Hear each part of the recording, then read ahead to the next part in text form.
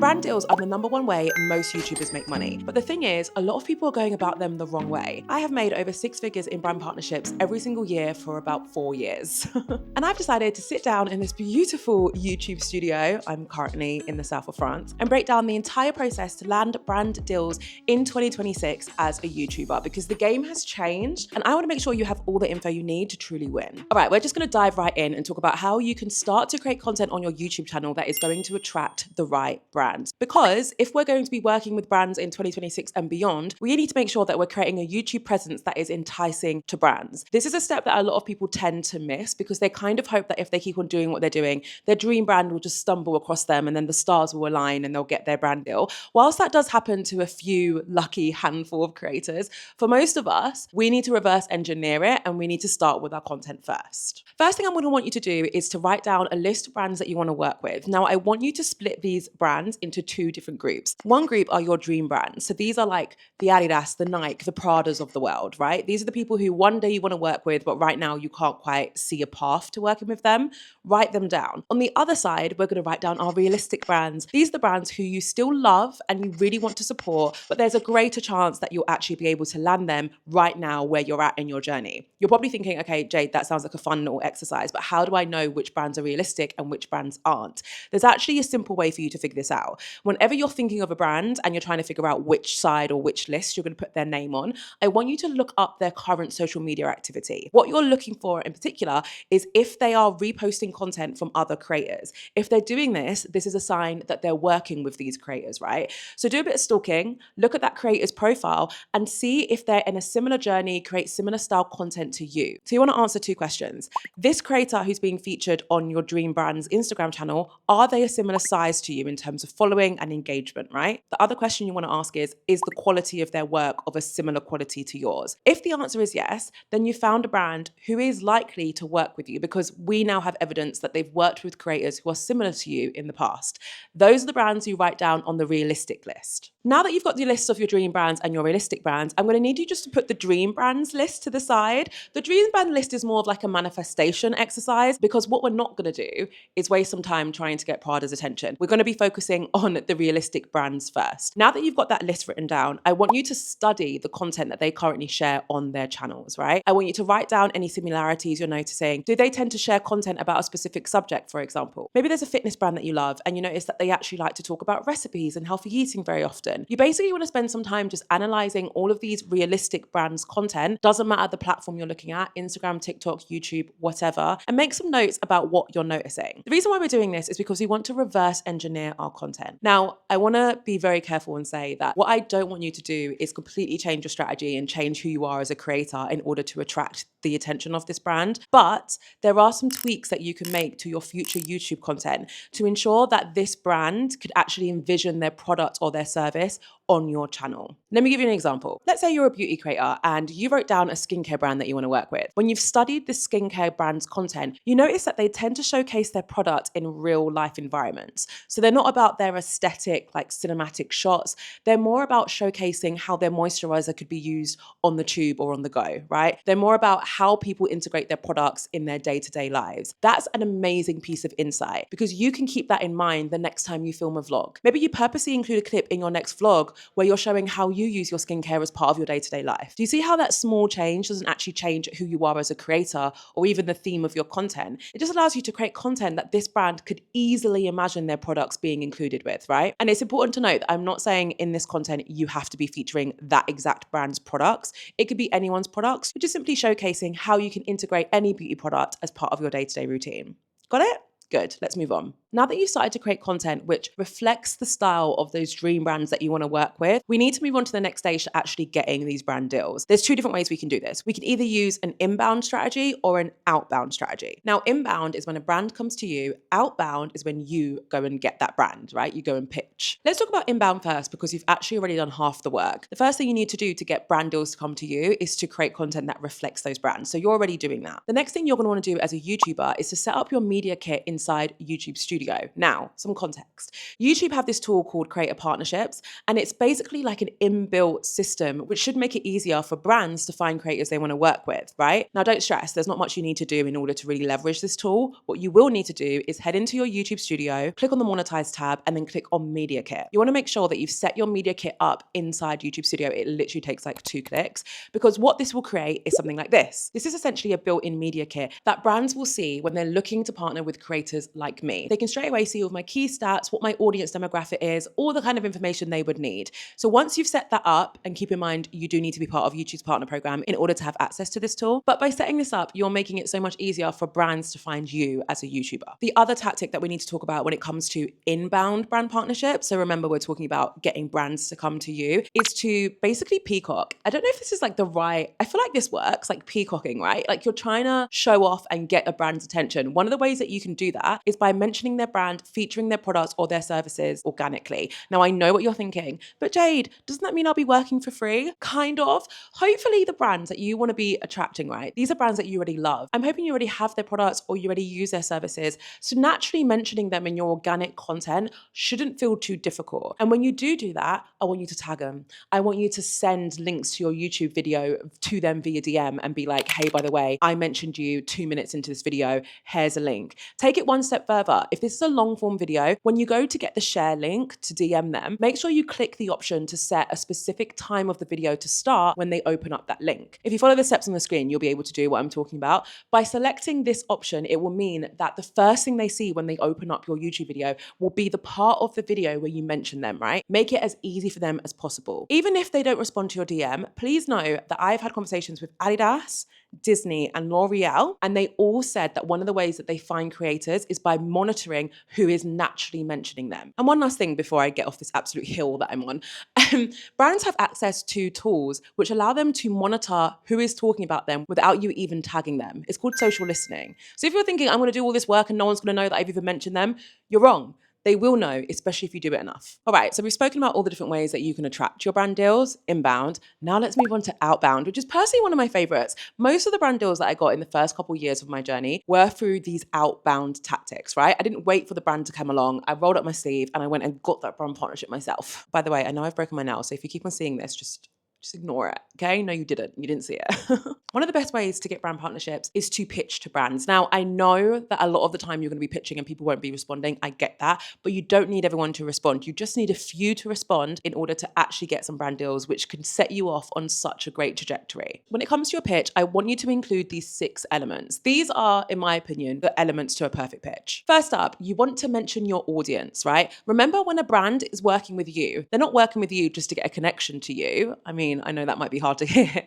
They're working with you because they want access to your audience. That's like one of the number one reasons why a brand would want to partner with you, right? So in your pitch message, lead with your audience. Start by saying like, my audience are interested in XYZ, which perfectly aligns with your product. That is the thing they're trying to get access to. So mention it straight away. The next element is your love for the brand. I've said this already, but brands want to work with creators who genuinely love their products and their services. So make sure you include a line on there which clearly communicates that you are a genuine fan of their brand. Pick a product or a service or something that you've used from them before and comment on how much you loved it and why. This will immediately establish you as an authentic lover of this brand, which will help you stand apart from all those people who are copying and pasting generic pitch messages. Next up, your advertising value. Now, this one is a little bit more advanced, so don't stress if you feel like you don't know this yet. But essentially what I want you to do is to try and figure out what your value is to a brand. For some of you who have big audiences, your value is going to be awareness, right? If a brand partners with you, you can help loads of people become aware of that brand. For other people who are a bit smaller, your value might be engagement.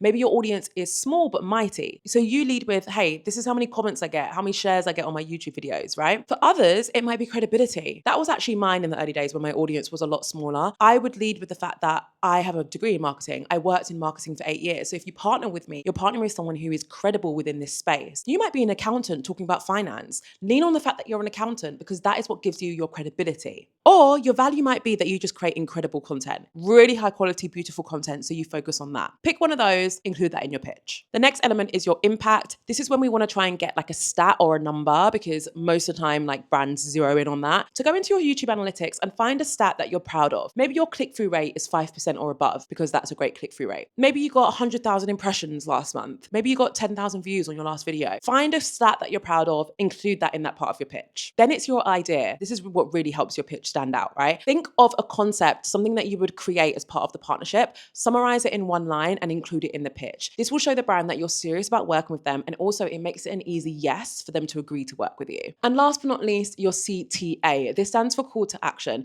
You need to ask for something. Don't just spend all this time doing this pitch and then be like, okay, bye. You need to be clear on what you want as a result of this pitch. In my opinion, the best thing you could do is ask for the right contact to discuss a partnership, because the person who's reading your message via DM, or maybe even if you manage to find an email list and email it to them, it's unlikely that they're actually the right person to give you a brand deal. So you want to get their attention, and then you want to ask for the right contact, and hopefully they'll respond and you'll be able to send this pitch message to them too. What I don't want you to do is ask for money. Don't end your pitch message by being like, so if you could pay me £100, that'd be great. No.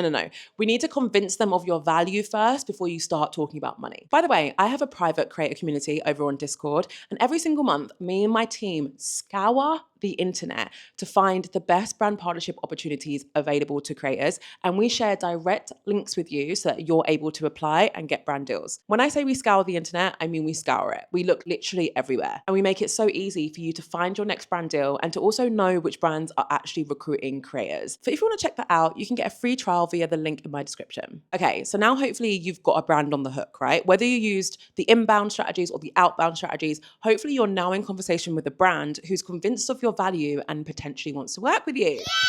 Claps, proud of you. The next thing you're going to need to do is to negotiate. I'm not gonna lie, I don't do this bit much anymore because I am very fortunate to have management, but this used to drive me up the wall. I did not enjoy this part. I used to spend a lot of time figuring out the best method for this, and I really do feel like I kind of got it down to a T. The first thing you obviously need to do to negotiate is to figure out how much you're charging. I'm gonna put on the screen some rough rates that you might want to follow. A few caveats here. First of all, it's in pounds because I'm British, as I'm sure you can probably tell.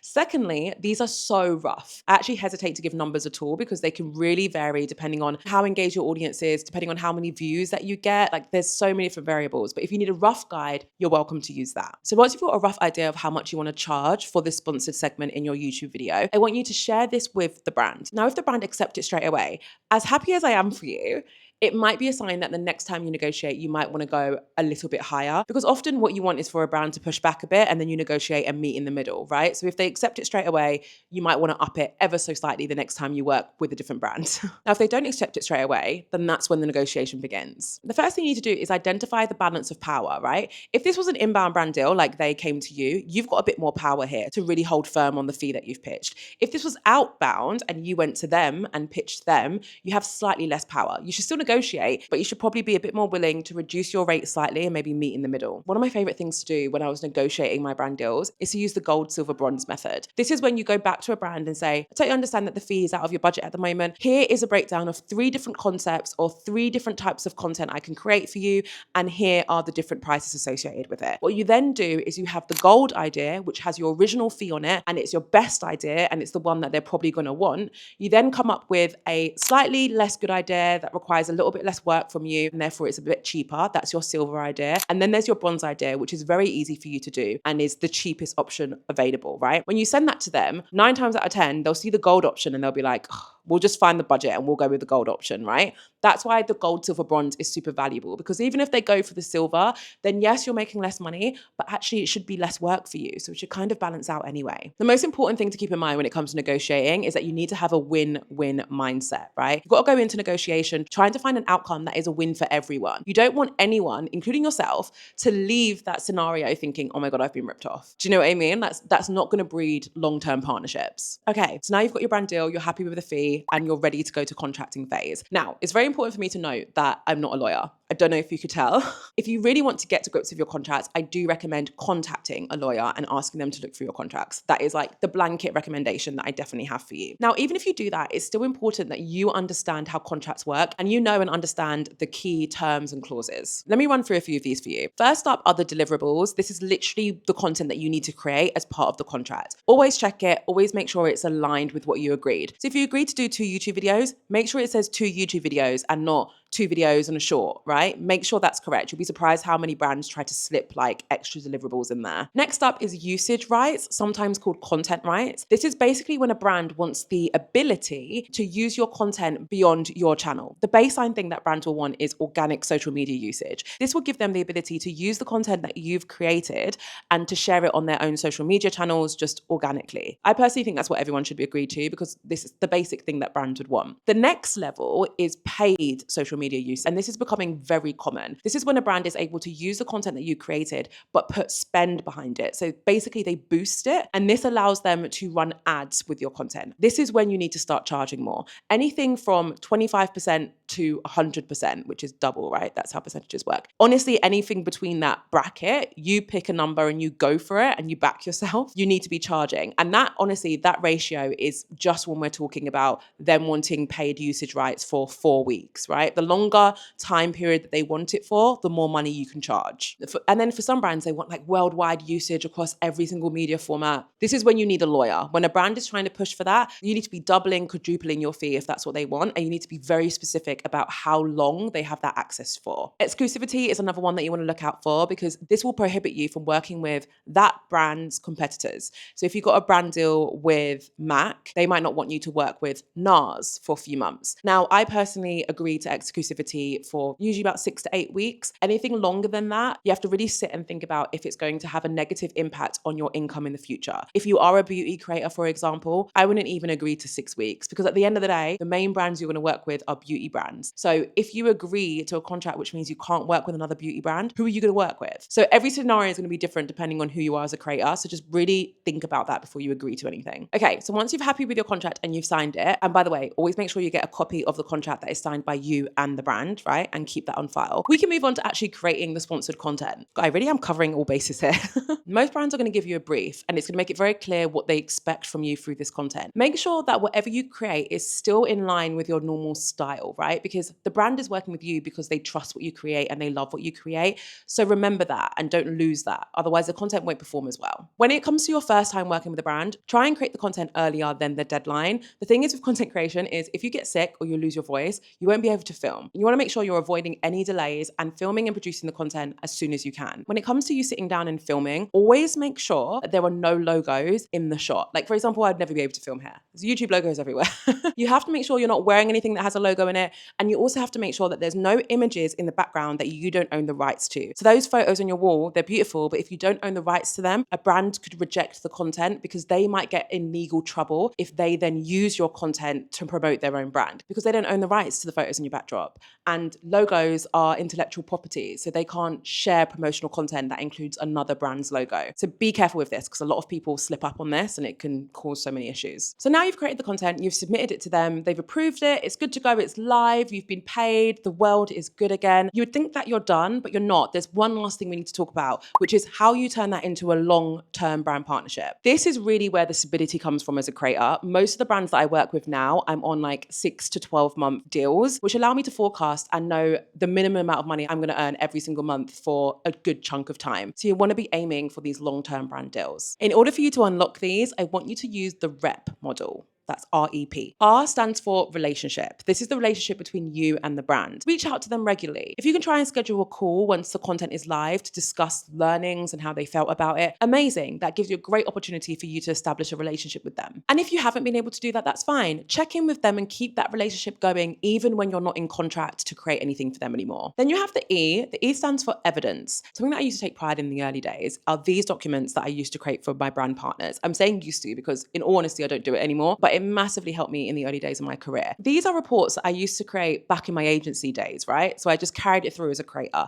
It's essentially a breakdown of how my sponsored content performed. So everything from how many views, how many likes, key comments that I got, all that stuff pulled into a PowerPoint presentation and shared with the brand after the content's gone live. They would literally respond and be like, this is the most amazing thing. Like, thank you so much. It leaves such a great impression. And lastly, there's P. This stands for pitch, because yes, the pitching is not over. Once you've worked with a brand and you've got that relationship and you've provided that evidence of your incredible work, pitch to them again. Say, hey, I've got this great series that I'm doing that I think you'd be perfect for. I've got this great concept that I think you'd be perfect for. Guys, my audience loved the work that we did together before. I think we should do something new. Pitch to them again, make the most of all of the hard work that you've done so far. And whilst you're at it, because you've worked with them before, don't just pitch for another one-off sponsorship. Ask for a regular one video a month for 3 months, just to see how it goes, for 6 months, for 12. If you don't ask, you don't get. That's what my mum always taught me. And that is your very comprehensive guide to getting brand partnerships as a YouTuber. Please share this with someone else who would find it useful. It very much helps my channel. If you feel like hanging around, I recommend watching this video. It is my full YouTube growth masterclass that I've made completely for free on my channel, and that has been updated for 2026. So it has new strategies that I've never shared before, and it goes into such depth. So if you're really serious about making a living doing this YouTube thing, that video is for you. Thank you so much for watching. As always, I can't wait to see my next video.